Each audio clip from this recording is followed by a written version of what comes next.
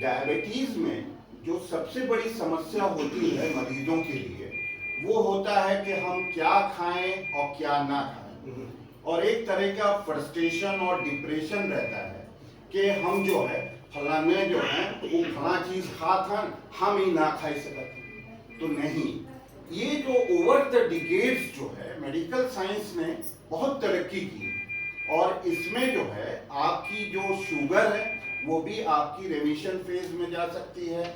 आप जो शुगर है वो आप जो है उसको जो है रिवर्स कर सकते हैं, आपकी दवाई भी छूट सकती है। तो आज जो मैं आप लोगों के साथ शेयर करूंगा कि डायबिटीज में इनको क्या खाना है क्या नहीं खाना है और डायबिटीज किस तरह की बीमारी है। ठीक है, तो सबसे पहली चीज जो इसमें होता है कि कुछ गोल्डन रूल्स आपको फॉलो करना होगा आपकी डायबिटीज को रेमिशन फेज में ले जाने के लिए।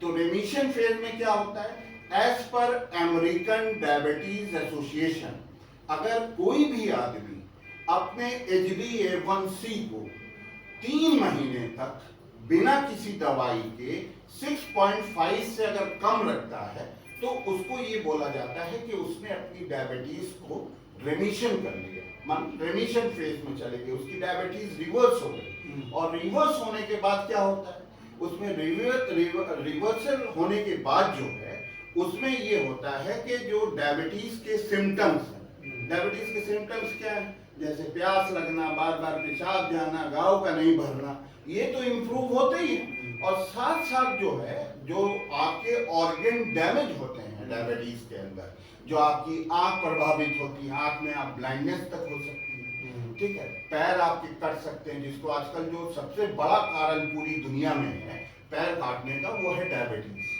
उसमें एम्पुटेशन हो जाता है, घाव हो जाते हैं पैर में, और उसके बाद जो है ये नौबत आ जाती है कि पैर तक न्यूरोपैथी हो जाती है, पैर तक काटना पसंद होता है। तीसरी चीज जो कॉम्प्लिकेशन होते हैं आपके ब्रेन में होते हैं, स्ट्रोक लकवा मार देता है। ठीक है, हार्ट में होते हैं, हार्ट में क्या होता है आपको डायबिटिक कार्डियोमायोपैथी हो जाती है। तो ये सब जो मॉर्बिडिटीज एसोसिएटेड है डायबिटीज से, इसको भी आप अगर रेमिशन फेज में चले जाते हैं तो आपकी ये सब चीजें भी आपकी खत्म हो जाती हैं। अब हम लोग आते हैं कि डायबिटीज को कैसे अप्रोच करना चाहिए। ठीक है, वो तो एक मल्टी फेसेटेड डिजीज है। अब हमारी एज ए डायबिटिक पेशेंट क्या अप्रोच होनी चाहिए, तो हमारी जो पहली अप्रोच ये होनी चाहिए कि हमको सबसे पहले डिसिप्लिन और नॉलेज, जब तक आप ये दोनों चीजों को अपने अंदर नहीं लाएंगे तो आप डायबिटीज को रेमिशन फेज में नहीं ले पाएंगे। तो आपको करना क्या है कि सबसे पहले हमें ये करना है कि हम सुबह उठेंगे, उठ के हम 3.5 लीटर पानी पिएंगे। और पानी को अगर हम अल्कलीन बना लेते हैं, उसमें करना क्या है कि आप 3 चुटकी जो है सेंधा नमक, जिसको टाटा पिंक सॉल्ट के नाम से आता है, हर जगह गांव में भी हर जगह मिल जाता है, उसको पानी में आप डाल लेते हैं। और दूसरी चीज ये है कि उसको जो है हम जो है उसको उसमें एक बेकिंग सोडा आता है जो अजंता पीले रंग का डब्बा होता है, गांव में भी मिलता है, उसको आप 1 चुटकी डाल लीजिए। इस तरह से अगर 3 गिलास कुनकुने पानी में आप ये डाल के इसको पीते हैं तो आपका पानी अल्कलीन हो जाता है। अल्कलीन होने का एडवांटेज ये होता है कि जो आपके गट फ्लोरा है, गट मतलब आपकी जो आंतें हैं, उसमें क्या होता है कि कुछ गुड बैक्टीरिया रहते हैं, कुछ बैड बैक्टीरिया रहते हैं। तो इसका जब तक आपका बैलेंस सही नहीं होता, आपका डाइजेशन, आप देखे होंगे बहुत सारे डायबिटिक पेशेंट हैं, उनको गैस बनती है, ब्लॉटिंग होती है, बेल्चिंग होती है, ये सारी चीजें होती हैं। तो ये अगर आप कर लेंगे तो ये सारी समस्या, जिसको डायबिटिक गैस्ट्रोपैरेसिस बोलते हैं, ये सारी समस्या खत्म हो जाएगी। दूसरी चीज ये तो आपका मॉर्निंग में उठ के हो गया, आपने पूजा पाठ किया, मॉर्निंग में ये काम कर लिया। उसके बाद जो आता है आदमी क्या करता है, ब्रेकफास्ट करता है। तो ब्रेकफास्ट में आप जो है 2 चीजें आप ले सकते हैं। सबसे पहली चीज, अगर चाय की आदत है किसी को तो वो आप ग्रीन टी वगैरह ले सकती हैं। दूसरी चीज ये कि आप उसमें ब्लैक कॉफी, जिसको कॉफी कहते हैं, उसमें आप जो है फुल क्रीम मिल्क आता है बाजार में, उसको डालें। ये जो नॉर्मल मिल्क है ये ना डालें, आप वो डाल सकते हैं। और दूसरी, अगर किसी को बहुत ज्यादा मिठास की जरूरत है तो शुगर फ्री आपको मिलती है मार्केट में, आप वो डाल सकते हैं। बस ये देखिएगा जब भी आप शुगर फ्री खरीदने जाएं तो माल्टोडेक्स्ट्रान वाली शुगर फ्री ना लें, क्योंकि माल्टोडेक्स्ट्रान का जो ग्लाइसेमिक लोड होता है वो 110 होता है और वो मार्केट में धड़ल्ले से बिक रही है। तो आप जब भी जाएं तो आंख नाक कान, हमने बोला नॉलेज और डिसिप्लिन, इसीलिए मैंने बोला, तो वो चीज आप जाके जरूर देखें कि जो भी शुगर फ्री में माल्टोडेक्स्ट्रान है वो शुगर फ्री हम ना लें। तो आप उसके साथ साथ आप नट्स एंड सीड्स, हमने बोला है, आप जो है मूंगफली के दाने ले सकते हैं, मटर के दाने ले सकते हैं, आप चना ले सकते हैं, आप काजू ले सकते हैं, बादाम ले सकते हैं, पिस्ता ले सकते हैं, अखरोट ले सकते हैं, ये तो नट्स हो गए। और सीड्स में सारे सीड्स आप ले सकते हैं, जैसे चिया सीड हो गया, पंपकिन सीड हो गया, फ्लैक्स सीड हो गया, सनफ्लावर सीड हो गया, ये सारे सीड्स आप ले सकते हैं। तो आप ब्रेकफास्ट में उससे और कैसे उसका वो बनना है, नाश्ते वाला आइटम बनाना है, वो हमारे सारे वीडियोस में है, वो आप देख सकते हैं। तो नाश्ते का हेडेक खत्म हो गया। अब हमको करना क्या है कि लंच करना है। 12 घंटे की हमको फास्टिंग रखनी है और 12 घंटे की हमको जो है आपके ईटिंग विंडो रखना है, अपनी जो 24 घंटे की दिनचर्या है उसको। तो इसमें आपका नाश्ता हो गया, अब लंच आता है, लंच 12 बजे आप अपना लंच कर लीजिए। लंच में आप क्या खाएंगे? रोटी खाएंगे। तो रोटी के लिए हमने आपको बोला अपना आटा बदल लीजिए, तो आटा हमने बता दिया आपको किस तरह का आटा आपको लेना है, वो मैंने आपको बता दिया। तो आप जो है रोटी खाएंगे, उसके साथ सब्जी खाएंगे। सब्जी हमने आपसे बोला कोई रिस्ट्रिक्शन नहीं है, डायबिटिक को कोई भी सब्जी खाए, जो उसकी पसंदीदा सब्जी है उसको।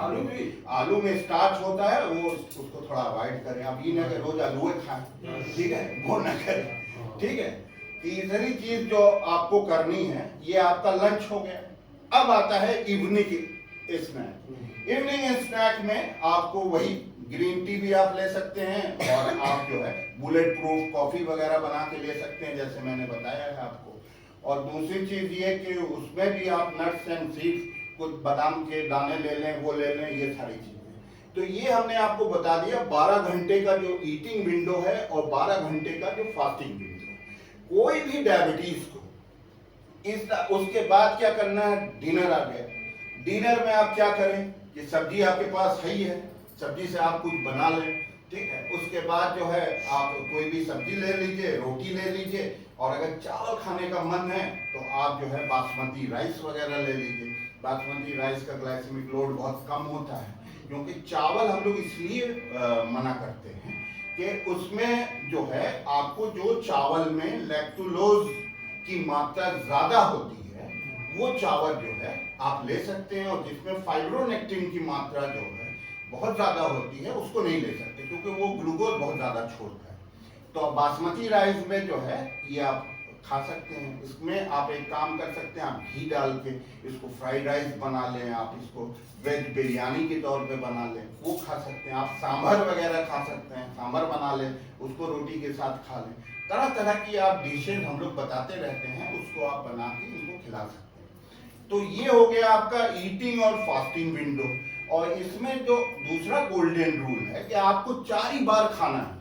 इस बीच अगर आप कोई भी मूंगफली का दाना भी अगर खा लेते हैं तो वो आपके एपिसोड ऑफ ईटिंग के खिलाफ है। एपिसोड ऑफ ईटिंग आपको ये बोलती है कि आपको मैक्सिमम अपना जो है वो 4 बारी खाना है, ठीक है।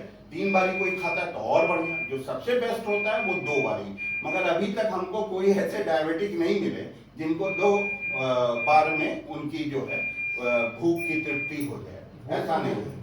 भूख भी लगती है, तो इसलिए बेटर ऑप्शन ये है कि आप 4 बार खाएं और बहुत उससे खाएं।